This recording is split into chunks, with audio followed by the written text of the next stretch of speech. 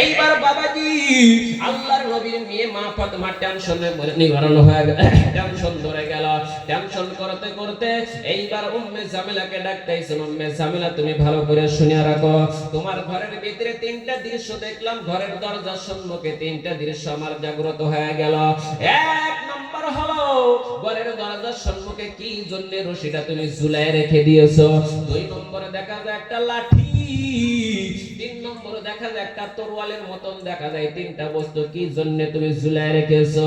এইবার উম্মে জামিলা বলে ফাতেমা তুমি ভালো করে শুনিয়ে রাখো, আল্লাহর নবী তো বলেছিলেন কোন স্ত্রী যদি কোনোদিন চরণ বেদবি করে থাকে, এমন বেদবি করে যদি কোন স্ত্রী যদি কবরের ভিতরে চলে যায়, ওই চলে যাওয়ার সঙ্গে সঙ্গে স্ত্রীগুলা সরাসরি আল্লাহর জাহান্নামে চলে যাব।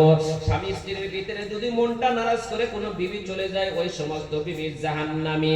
সেই জন্য আমার স্বামী এত গরিব, সারাদিন পরিশ্রম করে মেহনত করার পর যখন বাড়িতে আসবো, কোনোদিন যদি স্বামীর খেদমতের ভিতরে আমার ত্রুটি হয়ে যায়, ভুল হয়ে যায়, আমার স্বামী যদি মনটা নারাজ হয়ে যায়, ওই অবস্থায় যদি আমি উম্মে জামিলা রাত্রে ঘুমায়া যাই, ঘুমানোর সঙ্গে সঙ্গে আল্লাহর নবী তো বলছে সরাসরি জাহান্নামে চলে যাইতে হবে। আমি বলবো আল্লাহ আমি তিনটা বস্তু ঝুলায় রেখে দিলাম, তুমি তাকে দেখো রে আল্লাহ। আল্লাহ গো তুমি দেখো, আমার স্বামী যখন ঘরে আসবো, কোনোদিন যদি আমি ভুল করে থাকি, কোনো খারাপি করে থাকি, আমার স্বামীকে বলবো স্বামী গো এই যে তিনটা বস্তু আমি ঝুলায় রেখে দিয়েছি, এই যে রশিটা দেখো শুধুমাত্র তোমার রাগটা মিটানোর জন্য আমার তুমি শরীর বান্ধো, আমার হাত বান্ধো, আবার পাও বেঁধে বেঁধে আমাকে তুমি দুনিয়ায় থেকে বিদায় করে দাও। স্বামীর যদি রাগটা না মেটে, এইবার স্বামীকে আমি তুলে ধরবো এই লাঠিটা। লাঠি উটকাইতে স্বামীর কষ্ট হয়, মার দিতে যদি কষ্ট হয়, লাঠি উটকাইতে স্বামীর কষ্ট হবে, অনেক ক্ষতি হইতে পারে। সেই জন্য আমি উপস্থিত হয়েছি, লাঠিটা হাতের মধ্যে দেব, বলবো স্বামী গো তুমি আমাকে মারতে মারতে দুনিয়ায় থেকে বিদায় করে দাও, তোমার বিবির কোনো আফসোস নাই। এবার যদি স্বামীর মনটা যদি নারাজ হয়, মারতে বড় যদি কষ্ট হয়, আমি বলবো স্বামী গো এই যে তরোয়ালটা দেখো আমি সম্মুখে ঝুলাই রেখে দিয়েছি শুধুমাত্র তোমাকে কষ্ট না দেওয়ার জন্য। তুমি তরোয়াল দিয়ে দিয়ে আমি বিবিকে তুমি টুকরা টুকরা করে দুনিয়ায় থেকে বিদায় করে দাও।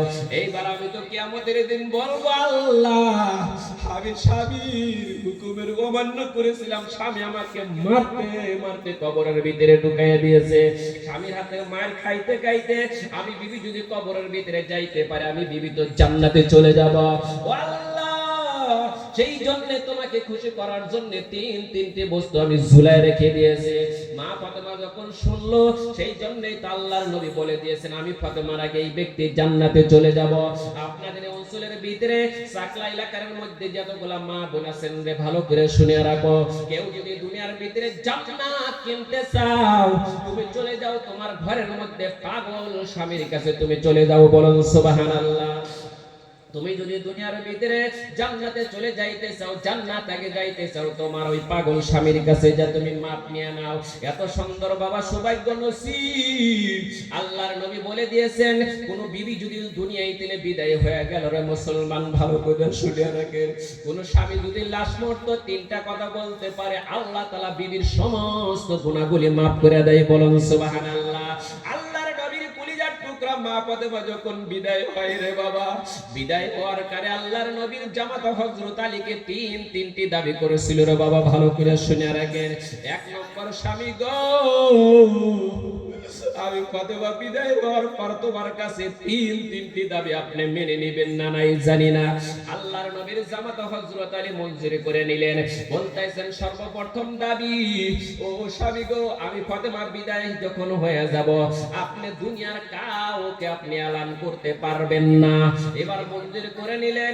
দ্বিতীয় নম্বরে বলতেছেন আপনি আমাকে ওই রাতের ভিতরে আপনি আমাকে মাটি দিবেন, রাত যখন পুহায় না যায় গভীর রাতে আপনি আমাকে মাটি দিবেন, মঞ্জুর করে নিল। তিন নম্বর বলতে স্বামী গো আমি যখন কবরের ভিতরে চলবো, ওই কবরটা সুন্দর করে দেখেন। আপনার ভালোবাসা প্রেমিকা সাহাবীদেরকে দিয়ে তুমি সুন্দর করে কবরটা খোদাইয়া দিয়া, এইবার দেখুন তোমার কিন্তু কবরের ভিতরে নামতে হবে।